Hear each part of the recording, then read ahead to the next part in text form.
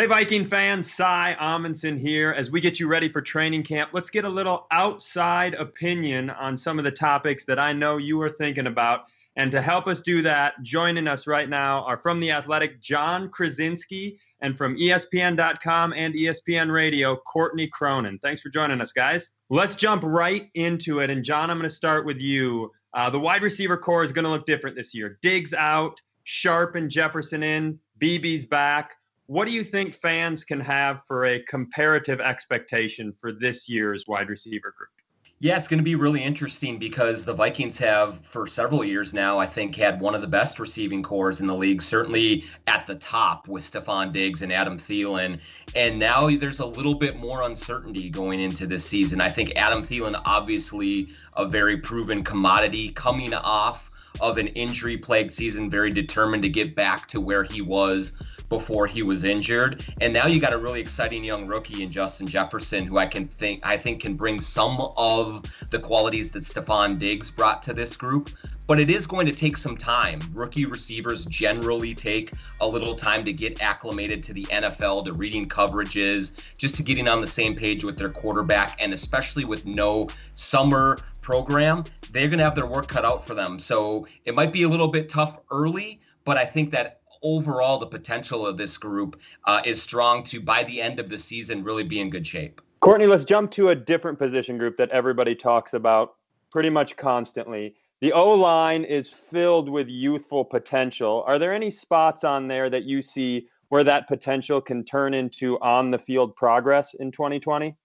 I'm going to take a page right out of Rick Spielman's book, what he told us right after the draft, that there's going to be a wide open competition at both guard spots. We know, obviously, that Pat Elflein held down the left side, left guard last year. That, you say wide open, that means that both it's left guard and it's right guard. And I think when you look at the personnel that they have more interior depth than they probably have had in the last 2 to 3 seasons, at least as long as I've been covering the team since 17.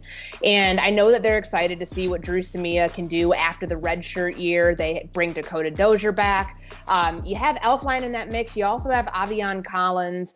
And you have somebody like Oli Udoh who could potentially kick inside to guard. So you have a big pool to work from here. And, who's to rule out that Riley Reif may not be moving inside to guard if Ezra Cleveland is indeed ready to start at left tackle. So it's certainly one of the more intriguing position battles to watch. Jon, let's stay on the theme of position groups. What's the top position battle you're looking for going into training camp here? Yeah, I think for me, this may seem pretty obvious, but watching the defensive backfield, the cornerbacks in particular, is going to be just such a huge point of transition for the Vikings this season. No Trey Waynes, no Mackenzie Alexander, no Xavier Rhodes. In steps Jeff Gladney, Cameron Dantzler. They got Mike Hughes and Holton Hill coming back. Chris Boyd in the mix, a couple other guys. And Mike Zimmer is going to have to use his cornerback whisperer skills as best as he can, because he has some young kids that are going to come in and get a lot of playing time, and they have to be up to speed early facing this schedule, facing Aaron Rodgers, Matthew Stafford, whoever is going to play quarterback in Chicago, and they're going to be tested. It's going to really challenge Mike Zimmer to be able to get these kids up to speed quickly to give this defense a chance to continually be one of the better units in the league. And Courtney, it feels like every year we leave training camp talking about someone that we didn't necessarily expect to be talking about when we entered training camp. Who do you see as possibilities for that on this year's Vikings roster?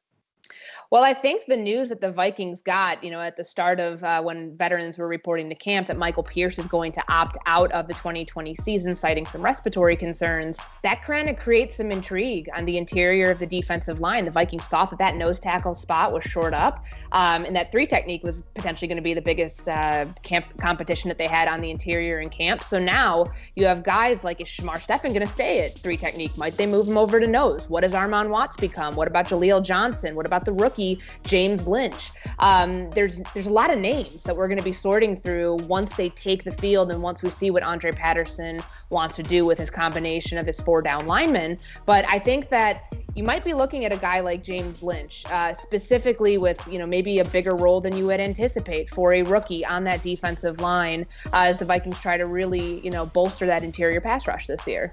Jon, moving from the players to the coaches, the Vikings will have co-defensive coordinators this year, which allowed them to keep two great coaches on staff. But they already have a head coach who calls the plays. What is this situation going to look like in camp and into the season? We essentially saw that last year on offense with Kevin Stefanski and Gary Kubiak sharing a lot of the duties, and that worked out just fine. They were able to delegate and have a hierarchy that worked well on game day and in practices. I think everyone knows that the defense is Mike Zimmer's baby. I think he's going to continue to be very influential there. But you have a nice little mix, a young coach, up and coming, and Adam Zimmer to pair with the sage veteran and Andre Patterson, a very cool, calm, and collected coach there that a lot of players inherently trust. And so I think all in all, it can be a really nice dynamic. And I think, given what Courtney was saying about Michael Pierce, Andre Patterson may still have to devote a lot of his attention to that defensive line and trying to get that up to speed so they can kind of share responsibilities and I think have a chance to be really effective in that department. And Courtney, the leader of that defense, the guy we're talking about, Mike Zimmer, just got a brand new contract, 3-year extension. And with a lot of youth on defense, he kind of finds himself in a unique situation where he's both going to want to compete and also get to build a lot of young talent. Yeah, Cy, I think the best part of this contract for Mike Zimmer is that he's afforded the one thing that is not guaranteed, and that so many coaches want in the NFL, and that's the luxury of time. Yes, this roster is good in 2020, and it can compete in 2020, but imagine how much better it's going to be once player development which is going to be in the forefront in 2020, once that actually starts to take off. Really, I think the expectations for Mike Zimmer will pick up in 2021 when that team has a Justin Jefferson and a Jeff Gladdy and Ezra Cleveland. All of those rookies this year will have had the experience of the 2020 season to get to where they need to be to really be at the peak of their competitive level next year. So, the contract extension, the length was very important to Mike Zimmer at his age to be able to have that sort of security. And I think that while he told me he's not a very patient person, which we all knew, it's that competitive fire that keeps driving him at this age, that I think that that's going to push him to try to win this year, but also really setting himself up for the next couple of years too. Jon, Courtney, thank you guys so much. Viking fans, read their stuff on The Athletic and on ESPN.com. And now back to you, Gabe.